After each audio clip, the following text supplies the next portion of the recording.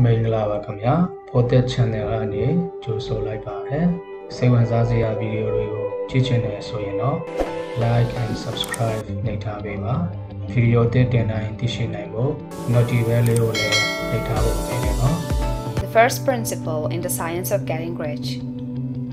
Thought is the only power which can produce tangible riches from the formless substance. The stuff from which all things are made is a substance which thinks, and the thought of form in this substance produces the form. Original substance moves according to its thoughts. Every form and process you see in nature is the visible expression of a thought in original substance. As the formless stuff thinks of a form, it takes that form. As it thinks of a motion, it makes that motion. That is the way all things were created. We live in a thought world, which is part of a thought universe. The thought of a moving universe extended throughout formless substance, and the thinking stuff moving according to that thought took the form of systems of planets and maintains that form. Thinking substance takes the form of its thought and moves according to the thought. Holding the idea of a circling system of suns and worlds, it takes the form of these bodies and moves them as it thinks. Thinking the form of a slow-growing oak tree, it moves accordingly and produces the tree, though centuries may be required to do the work.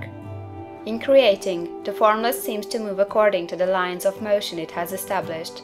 The thought of an oak tree does not cause the instant formation of a full-grown tree, but it does start in motion the forces which will produce the tree along established lines of growth. Every thought of form, held in thinking substance, causes the creation of the form, but always, or at least generally, along lines of growth and action already established. The thought of a house of a certain construction, if it were impressed upon formless substance, might not cause the instant formation of the house, but it would cause the turning of creative energies already working in trade and commerce into such channels as to result in the speedy building of the house. And if there were no existing channels through which the creative energy could work, then the house would be formed directly from primal substance, without waiting for the slow processes of the organic and inorganic world. No thought of form can be impressed upon original substance without causing the creation of the form. Man is a thinking center and can originate thought. All the forms that man fashions with his hands must first exist in his thought. He cannot shape a thing until he has thought that thing.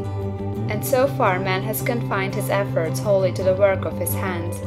He has applied manual labor to the world of forms, seeking to change or modify those already existing. He has never thought of trying to cause the creation of new forms by impressing his thoughts upon formless substance. When man has a thought form, he takes material from the forms of nature and makes an image of the form which is in his mind. He has so far made little or no effort to cooperate with formless intelligence, to work with the Father. He has not dreamed that he can do what he sees the Father doing. Man reshapes and modifies existing forms by manual labor. He has given no attention to the question whether he may not produce things from formless substance by communicating his thoughts to it. We propose to prove that he may do so, to prove that any man or woman may do so, and to show how. As our first step, we must lay down three fundamental propositions. First, we assert that there is one original formless stuff, or substance, from which all things are made. All the seemingly many elements are but different presentations of one element. All the many forms found in organic and inorganic nature are but different shapes, made from the same stuff. And this stuff is thinking stuff. The thought held in it produces the form of the thought. Thought in thinking substance produces shapes. Man is a thinking center, capable of original thought. If man can communicate his thought to original thinking substance, he can cause the creation or formation of the thing he thinks about. To summarize this, there is a thinking stuff from which all things are made, and which, in its original state, permeates, penetrates, and fills the interspaces of the universe. The thought in this substance produces the thing that is imaged by the thought. Man can form things in his thought, and by impressing his thought upon formless substance, can cause the thing he thinks about to be created. It may be asked if I can prove these statements. and without going into details, I answer that I can do so, both by logic and experience. Reasoning back from the phenomena of form and thought, I come to one original thinking substance, and reasoning forward from this thinking substance, I come to man's power to cause the formation of the thing he thinks about. And by experiment, I find the reasoning true, and this is my strongest proof. If one man who reads this book gets rich by doing what it tells him to do, that is evidence in support of my claim. But if every man who does what it tells him to do gets rich, that is positive proof until someone goes through the process and fails. The theory is true until the process fails, and this process will not fail, for every man who does exactly what this book tells him to do will get rich. I have said that man gets rich by doing things in a certain way, and in order to do so, man must become able to think in a certain way. A man's way of doing things is the direct result of the way he thinks about things. To do things in a way you want to do them, you will have to acquire the ability to think the way you want to think. This is the first step toward getting rich. To think what you want to think is to think truth, regardless of appearances. Every man has the natural and inherent power to think what he wants to think, but it requires far more effort to do so than it does to think the thoughts which are suggested by appearances. To think according to appearance is easy. To think truth regardless of appearances is laborious, and requires the expenditure of more power than any other work man is called upon to perform. There is no labor from which most people shrink as they do from that of sustained and consecutive thought. It is the hardest work in the world. This is especially true when truth is contrary to appearances. Every appearance in the visible world tends to produce a corresponding form in the mind which observes it, and this can only be prevented by holding the thought of the truth. To look upon the appearance of disease will produce the form of disease in your own mind, and ultimately in your body, unless you hold the thought of the truth, which is that there is no disease. It is only an appearance, and the reality is health. To look upon the appearances of poverty will produce corresponding forms in your own mind, unless you hold to the truth that there is no poverty, there is only abundance.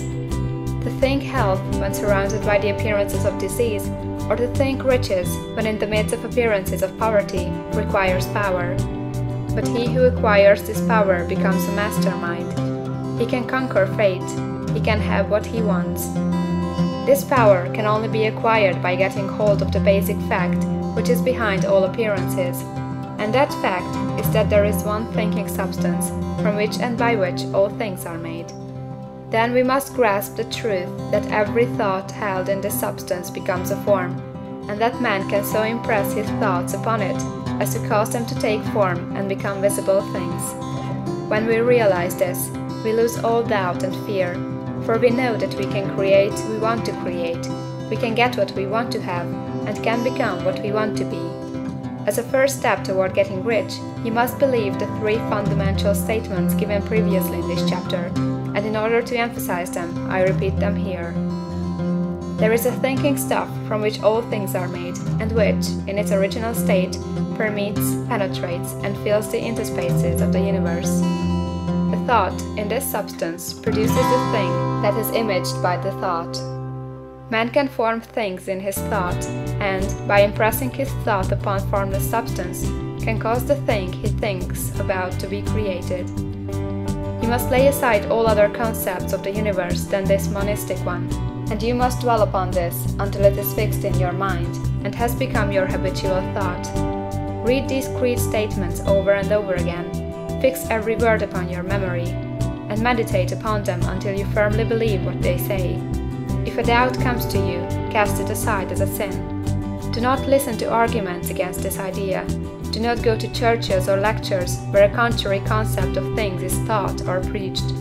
Do not read magazines or books which teach a different idea. If you get mixed up in your faith, all your efforts will be in vain. Do not ask why these things are true, nor speculate as to how they can be true. Simply take them on trust.